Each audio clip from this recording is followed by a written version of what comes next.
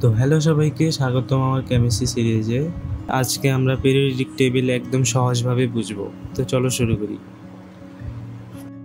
Periodic table হচ্ছে এমন একটা চার্ট যেখানে এলিমেন্টস নির্দিষ্ট নিয়মে সাজানো থাকে, তাদের পারমাণবিক সংখ্যা, গঠন, বৈশিষ্ট্য এইসব অনুযায়ী।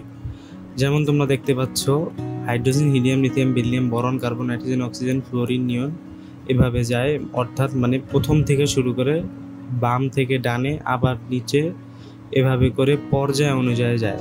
পর্যায় কি? পর্যায় হচ্ছে উপর থেকে নিচে মোট 8টা পর্যায়। যেমন পর্যায় 1, পর্যায় 2, পর্যায় 3। আবার উপর থেকে নিচে বাম থেকে ডানে এগুলো হচ্ছে গ্রুপ। যেমন গ্রুপ 1, গ্রুপ 2, গ্রুপ 3, এরকম করে মোট 18টা গ্রুপ আছে। তো আসো প্রথমেই আমরা শিখে নিই গ্রুপ 1 থেকে গ্রুপ 18 পর্যন্ত এগুলোকে আমরা কি বলি। প্রথমে আসো গ্রুপ 1, এগুলো হচ্ছে ক্ষার ধাতু।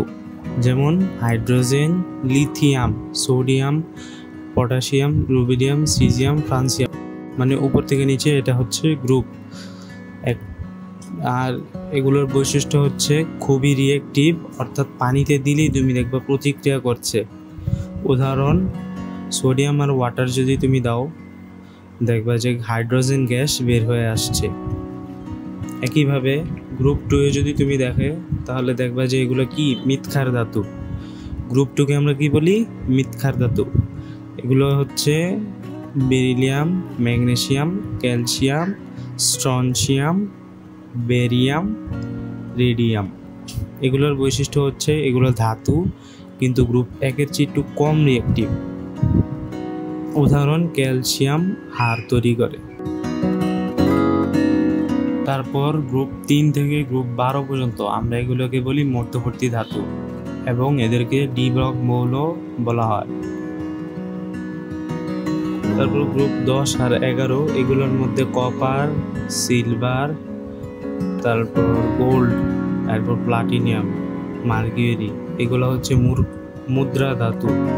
কারণ প্রাচীনকালে এদের থেকে মুদ্রা তৈরিতে ব্যবহৃত হতো। এরা সবাই মেটাল।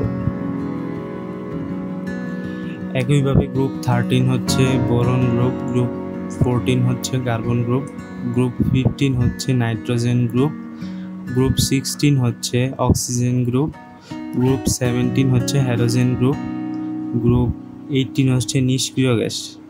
এটা একটু ইম্পর্টেন্ট, তাই এটা হাইলাইট করা হয়েছে। গ্রুপ 17 হ্যালোজেন গ্রুপ আর নিষ্ক্রিয় গ্রুপ, নিষ্ক্রিয় গ্যাস।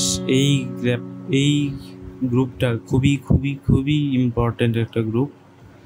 তোমরা এগুলো ভালো করে মুখস্থ করবে।